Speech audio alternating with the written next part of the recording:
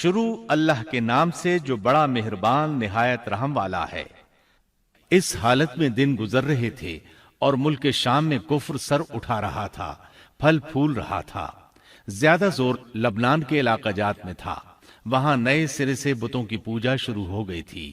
اللہ کی طرف سے ہدایت آ جانے کے بعد وہ پھر سے خباثتوں پر اتر آئے تھے۔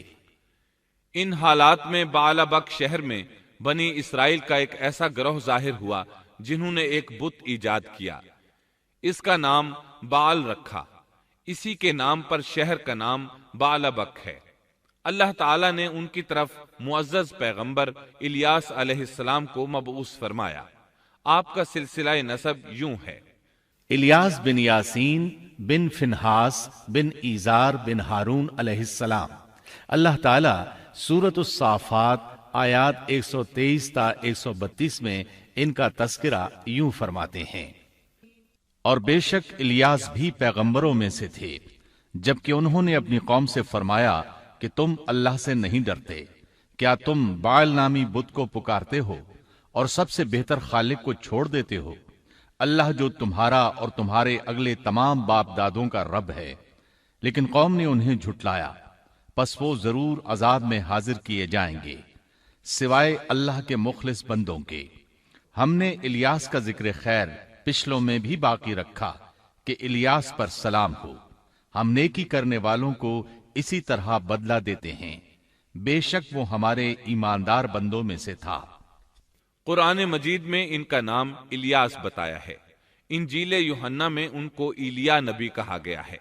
بعض آثار میں ہے کہ الیاس اور ادریس ایک ہی نبی کے دو نام ہیں، لیکن یہ بات درست نہیں، کیونکہ اول تو یہ آثار سند کے اعتبار سے قوی نہیں، دوسرا یہ کہ قرآن مجید نے سورۃ الصافات اور سورۃ الانعام میں الیاس علیہ السلام کے جو حالات اور اوصاف بیان کیے ہیں ان میں کسی ایک جگہ بھی یہ اشارہ نہیں ملتا کہ الیاس علیہ السلام کو ادریس بھی کہا جاتا ہے، اور نہ ہی سورۃ الانبیاء میں جہاں ادریس علیہ السلام کا تذکرہ ہے کوئی ایسا اشارہ ملتا ہے کہ ان کو الیاس بھی کہا جاتا ہے۔ مورخین نے ادریس اور الیاس علیہ السلام کے جو نسب نامے بیان کیے ہیں ان سے پتہ چلتا ہے کہ ان دونوں نبیوں کے درمیان صدیوں کا فاصلہ ہے، لہٰذا اگر یہ ایک ہی نبی کے دو نام ہوتے تو قرآن مجید ضرور اس کی طرف اشارہ کرتا اور مورخین بھی اس کی کوئی وجہ بیان کرتے۔ مفسرین اور مورخین کا اتفاق ہے کہ الیاس علیہ السلام شام کے باشندوں کی ہدایت کے لیے بھیجے گئے تھے، اور مشہور شہر بعلبک ان کی رسالت و تبلیغ کا مرکز تھا۔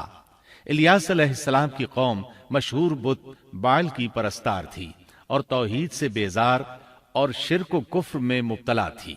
اللہ کے برگزیدہ رسول الیاس علیہ السلام نے ان کو سمجھایا اور راہ ہدایت انہیں دکھائی، اور بت پرستی کے خلاف انہیں واعظ و نصیحت کی اور خالص توحید کی جانب انہیں بلایا۔ کتب تفاسیر میں ہے کہ بعل نامی بت سونے کا تھا اور اس کا قد 20 گز تھا اور اس کے 4 منہ تھے اور اس کی خدمت پر 400 خادم مقرر تھے۔ الیاس علیہ السلام کے زمانے میں یمن اور شام کا محبوب دیوتا یہی بت تھا، اور بعض مورخین کا خیال ہے کہ حجاز کا مشہور بت ہبل بھی یہی بعل تھا۔ سورۃ الانعام میں الیاس علیہ السلام کا جن آیات کے اندر ذکر آیا ہے وہ نوح اور ابراہیم علیہ السلام کی اولاد اور ان کی نسل کے انبیاء و رسل کی ایک مختصر فہرست ہے۔ اللہ تعالیٰ سورۃ الانعام آیت 84 تا 86 میں فرماتے ہیں: اور ہم نے ان کو اسحاق دیا اور یعقوب، ہر ایک کو ہم نے ہدایت کی، اور پہلے زمانے میں ہم نے نوح کو ہدایت کی، اور ان کی اولاد میں سے داؤد کو اور سلیمان کو اور ایوب کو اور یوسف کو اور موسیٰ کو اور ہارون کو، اور اسی طرح ہم نیک کام کرنے والوں کو جزا دیا کرتے ہیں۔ اور نیز زکریا کو اور یحییٰ کو اور عیسیٰ کو اور الیاس کو، یہ سب نیک لوگوں میں سے تھے، اور نیز اسماعیل کو اور یسع کو اور یونس کو اور لوط کو، اور ان میں سے ہر ایک کو تمام جہان والوں پر ہم نے فضیلت دی۔ الیاس علیہ السلام اور ان کی قوم کا واقعہ اگرچہ قرآن میں بہت مختصر ہے، تاہم اس سے یہ سبق حاصل ہوتا ہے کہ بنی اسرائیل کے یہود کی ذہنیت اس درجہ مسخ ہو چکی تھی کہ دنیا کی کوئی برائی ایسی نہیں تھی کہ جس کے کرنے پر یہ حریص نہ ہوں، اور کوئی خوبی ایسی نہ تھی جس کے یہ دل دادہ ہوں، اور انبیاء و رسل کے ایک طویل اور مسلسل سلسلے کے باوجود بت پرستی، نجوم پرستی، عناصر پرستی، غرض غیر اللہ کی پرستش کا کوئی شعبہ ایسا نہ تھا جس کے یہ پرستار نہ بنے ہوں۔ قرآن مجید میں بنی اسرائیل سے متعلقہ واقعات میں جہاں ان کی بدبختی اور کجروی پر روشنی پڑتی ہے، وہاں ہمیں یہ نصیحت و عبرت بھی حاصل ہوتی ہے کہ اب جبکہ انبیاء و رسول کا سلسلہ ختم ہو چکا اور خاتم النبیین کی نبوت اور قرآن مجید کے آخری پیغام نے اس سلسلے کو ختم کر دیا، تو ہمارے لیے ازحد ضروری ہے کہ بنی اسرائیل کی مسخ فطرت اور تباہ ذہنیت کے خلاف احکام الہی کو مضبوطی سے پکڑیں اور ان میں ہیلہ سازی اور ٹیڑھ پن سے کام نہ لیں، ان کی خلاف ورزی کی جرات نہ کریں، اور ہمارا شیوا سپرد و تسلیم ہونا چاہیے، نہ کہ انکار و انحراف۔ اسلام کے یہی اور صرف یہی معنی ہیں۔ الیاس علیہ السلام کے بعد یسع علیہ السلام تشریف لائے۔ اس بار ہم آپ کے لیے پیش کر رہے ہیں قصص الانبیاء۔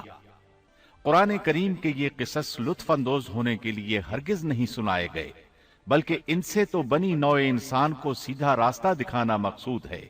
یہ مقصد تھا کہ انسانیت عبرت پکڑے، روز جزا کے بارے میں آنکھیں کھول لے، ان واقعات کو سن کر اور پڑھ کر اپنا راستہ منتخب کر لے۔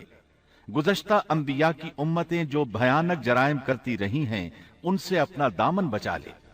اسی لیے انبیاء کے حالات سے واقفیت ازحد ضروری ہے۔